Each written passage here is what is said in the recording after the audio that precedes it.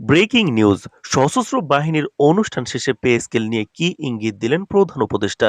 তো দর্শক, নবম পে স্কেলের সর্বশেষ নিউজটি শেষ পর্যন্ত দেখুন। শুরুতে আমাদের নতুন চ্যানেলটি সাবস্ক্রাইব করে রাখুন পরবর্তী সকল আপডেট সবার আগে পেতে। তো দর্শক, সশস্ত্র বাহিনীর অনুষ্ঠান শেষে এক ঐতিহাসিক ভাষণে দেশের প্রধান উপদেষ্টা দেশের সরকারি চাকরিজীবীদের জন্য বহুল প্রত্যাশিত পে স্কেল নিয়ে চূড়ান্ত ঘোষণা করলেন।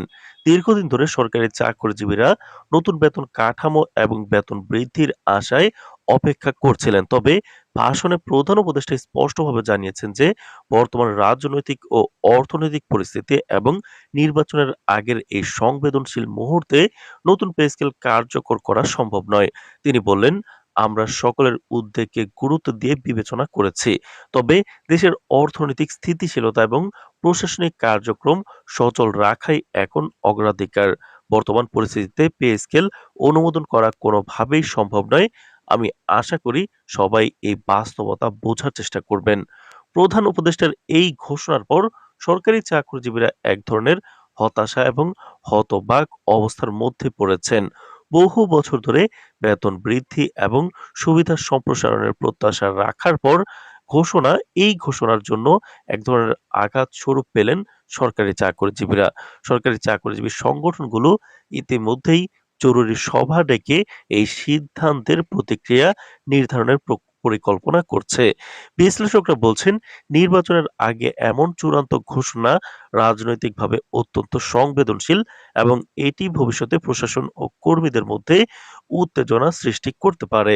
তো দর্শক, ভিডিওটির এই মুহূর্ত পর্যন্ত যারা দেখছেন, আমাদের চ্যানেলটি সাবস্ক্রাইব করে রাখুন পরবর্তীতে নবম পে স্কেলের সকল আপডেট সবার আগে পেতে। তো দর্শক, অর্থনীতিবিদরা মনে করছেন যে বর্তমান অর্থনৈতিক পরিস্থিতি অত্যন্ত চ্যালেঞ্জিং।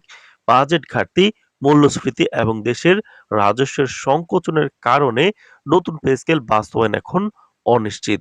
বিশেষজ্ঞরা বলছেন, এই মুহূর্তে পে স্কেল কার্যকর করা হলে দেশের আর্থিক সংকট আরো গভীর হতে পারে এবং সরকারের প্রশাসনিক স্থিতিশীলতার উপর নেতিবাচক প্রভাব ফেলতে পারে। তাই প্রধান উপদেষ্টা এই বিষয়টি স্থগিত করার সিদ্ধান্তে আসতে বাধ্য হয়েছেন।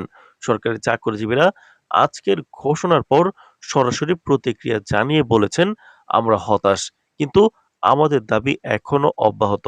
আমরা আশা করি ভবিষ্যতে পে স্কেল বিষয়ে ন্যায্য সমাধান পাওয়া সম্ভব হবে। তবে আমাদের আন্দোলনের ডাক আসা অস্বাভাবিক নয়। বিভিন্ন সরকারি অফিসে কর্মচারীরা ভাষণের দীর্ঘ সময় ধরে আলোচনা করেছেন এই ভাষণ নিয়ে। উদ্বেগ এবং হতাশা মিলিতভাবে লক্ষ্য করা গেছে। দেশের বিভিন্ন জেলা ও মহানগরে সরকারি কর্মচারীরা এই ঘোষণার প্রভাব নিয়ে পরস্পরের সঙ্গে মতবিনিময় করেছেন এবং ভবিষ্যতের পদক্ষেপ নিয়ে তারা চিন্তিত। এই ঘোষণা শুধুমাত্র পে স্কেল স্থগিতের ঘোষণা নয়, এটি দেশের প্রশাসনিক, রাজনৈতিক এবং অর্থনৈতিক পরিস্থিতিরও একটি সংক্ষিপ্ত চিত্র তুলে ধরেছে। প্রধান উপদেষ্টার ভাষণে স্পষ্ট হয়েছে যে বর্তমান রাজনৈতিক অবস্থার প্রেক্ষিতে কোনো রকম আর্থিক সিদ্ধান্ত নেওয়া কঠিন। সরকারি চাকরিজীবীরা যে অবস্থায় রয়েছে তা দেশের বিভিন্ন স্তরে প্রশাসন ও জনগণের মধ্যে ব্যাপক আলোড়ন সৃষ্টি করেছে। বিশেষজ্ঞরা বলছেন, নির্বাচনের আগে এই ধরনের ঘোষণা সামাজিক ও প্রশাসনিক স্থিতিশীলতার উপর দীর্ঘমেয়াদী প্রভাব ফেলতে পারে।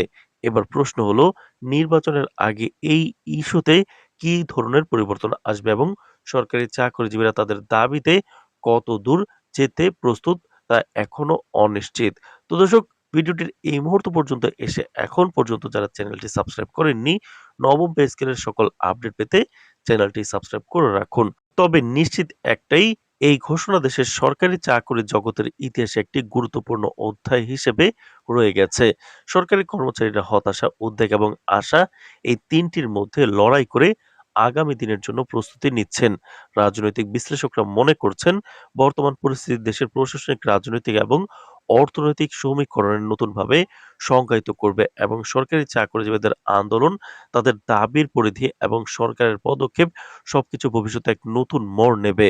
সংক্ষেপে, পে স্কেল স্থগিতের ঘোষণা শুধু সরকারি চাকরিজীবীদের হতাশ করছে না, এটি দেশের রাজনৈতিক ও অর্থনৈতিক সমীকরণকেও নতুনভাবে চ্যালেঞ্জ করছে। তো দর্শক, নবম পে স্কেলের পরবর্তী আপডেট জানতে চ্যানেলটি সাবস্ক্রাইব করে রাখুন। আজ এ পর্যন্তই, ধন্যবাদ।